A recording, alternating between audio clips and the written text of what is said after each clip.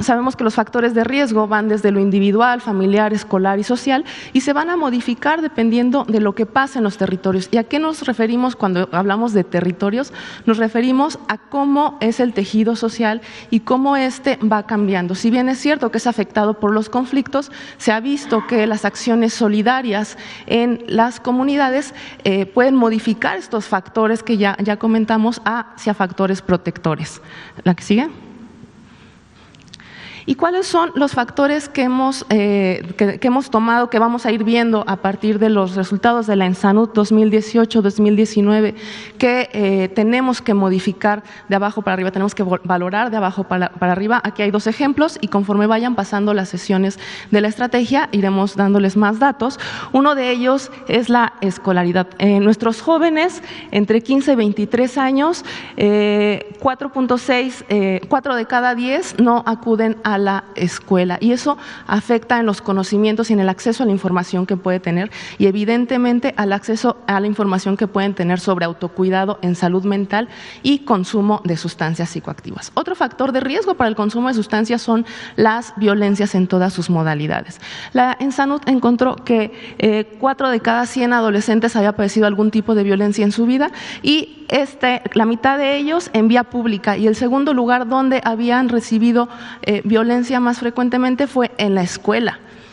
Para los adultos era 2 de cada 100 adultos y la mitad de ellos había recibido algún tipo de información en la vía pública y el segundo lugar era en las casas. Entonces, la política pública, la salud pública tiene que emerger y tiene que impactar en lugares que son muy cercanos, que son lugares donde nos desempeñamos y las poblaciones todo el tiempo. ¿La que sigue?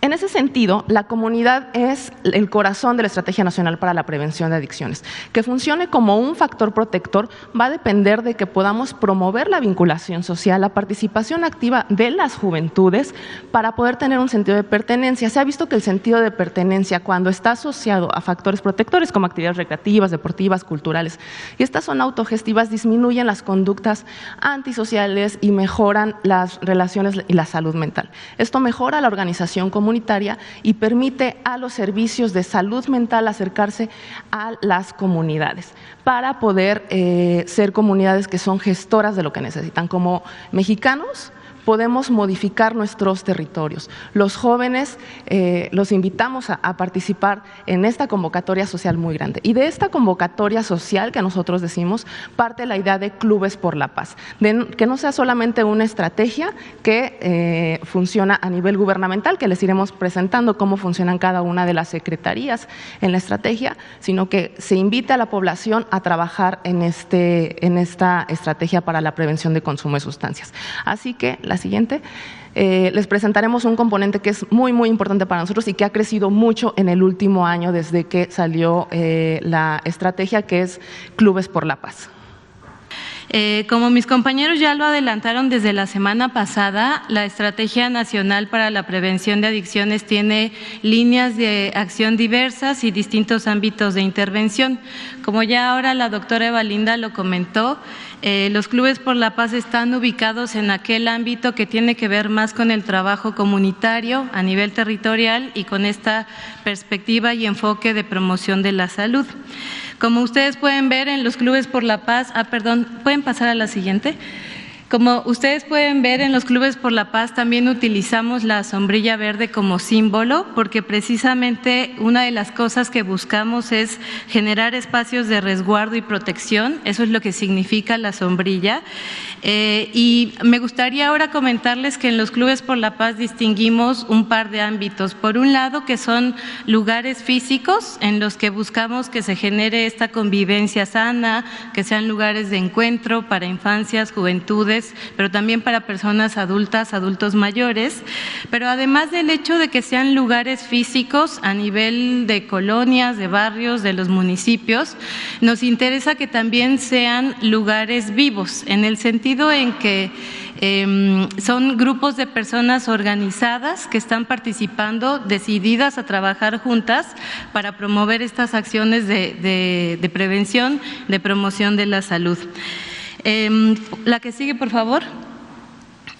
Dentro de todos los propósitos que tenemos en el proyecto, quisiera ahora enfocarme en tres principalmente. El primero, que es aquel que tiene que ver con fortalecer los factores protectores y mitigar los factores de riesgo para la salud, que ahora la doctora Evalinda nos volvió a explicar cuál es conceptualmente el significado de los factores protectores y de los factores de riesgo.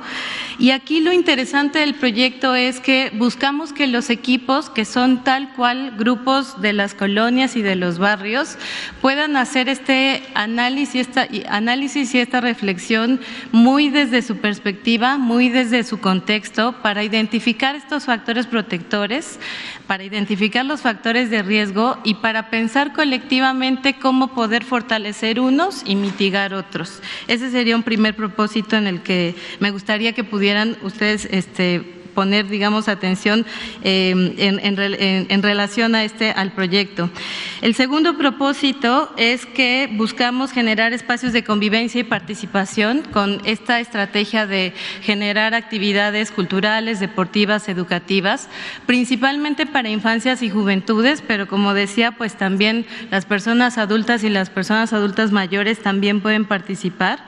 Y el tercer propósito sería que buscamos que se fortalezca o se promueva la organización y la acción comunitaria.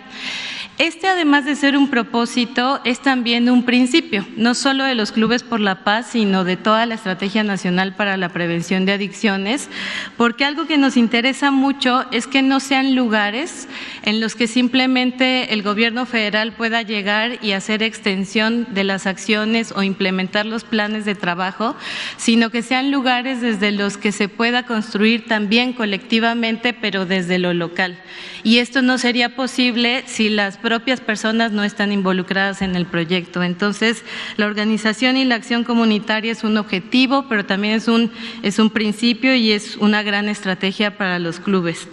Y bueno, a modo de resumen, podría decir que las acciones que se hacen desde los Clubes por la Paz persiguen estos tres componentes que ustedes ven en las figuras de abajo, que es la promoción de la salud, con especial interés en la prevención de consumo de sustancias psicoactivas de las infancias y de las juventudes, que sean acciones que abonen de algún modo a la construcción de la paz, a la reconstrucción del tejido social, y que además sean acciones que fortalezcan esta acción y organización comunitaria a nivel de los barrios, de las localidades, de los municipios. La siguiente, por favor.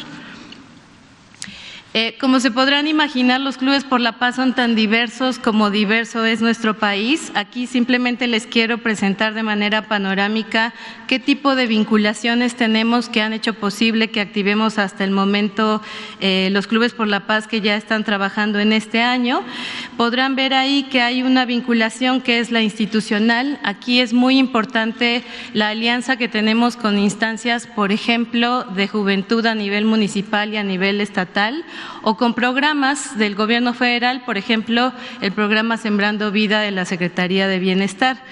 Esta vinculación nos parece muy importante porque es precisamente una forma de aprovechar la capacidad instalada que ya hay en estados y en municipios a través de las instancias.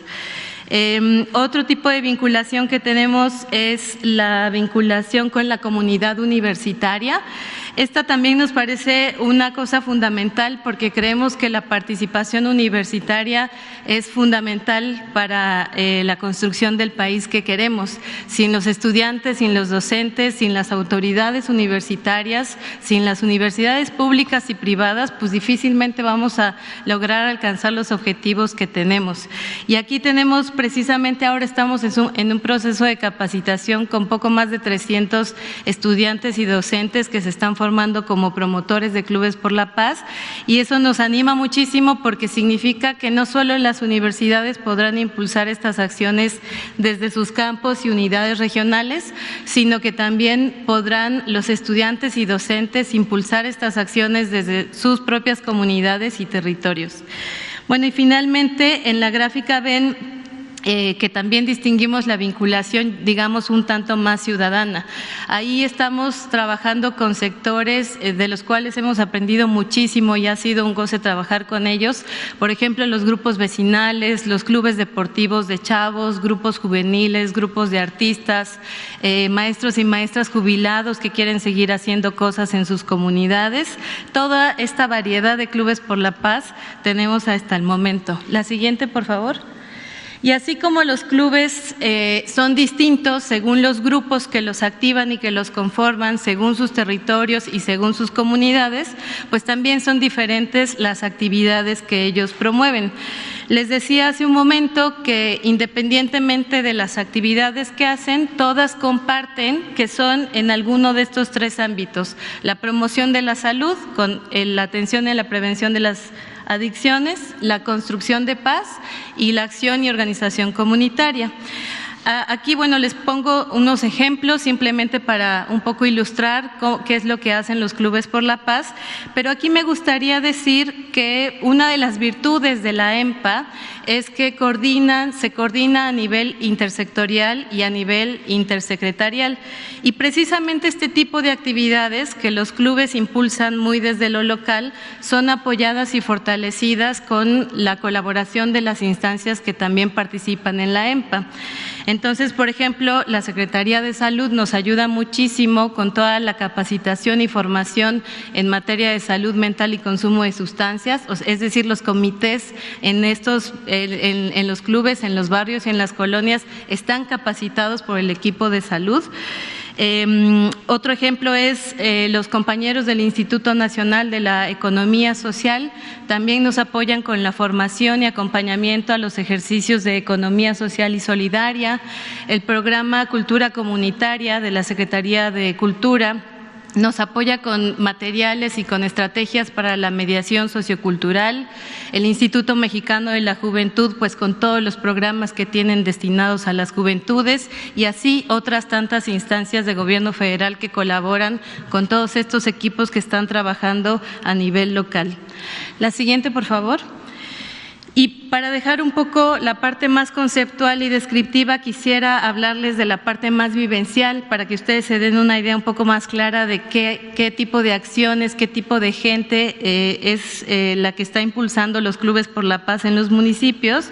Les quisiera contar la experiencia de Ciudad Juárez en Chihuahua, que gracias al impulso de bienestar y de salud ahí en el estado de Chihuahua, ha sido posible trabajar en varias colonias de Ciudad Juárez. Ahí les cuento muy rápidamente que el equipo decidió como ejes de acción que serían salud, deporte, cultura, educación, derechos humanos. Tuvieron un proceso muy intenso de convocatoria, tal cual de ir a tocar a las puertas para invitar a la gente a participar. Tuvieron un proceso muy intenso de diagnóstico participativo, con asambleas, entrevistas con la gente para conocer qué querían los jóvenes de las colonias, y además para poder identificar cuáles eran los problemas, para poder pensar colectivamente qué maneras de solucionarlos se les podían ocurrir como equipo y como clubes por la paz. Durante todos estos meses que estos clubes de Ciudad Juárez han estado trabajando, se han tenido que adaptar, como todos, a la situación de la pandemia, pues han hecho sus actividades de cultura y deporte en algún momento de manera ininterrumpida, después tuvieron que suspender, justo ahora están parados porque el semáforo así lo pide, pero aún así están dando seguimiento por llamadas y por visitas domiciliarias, por ejemplo.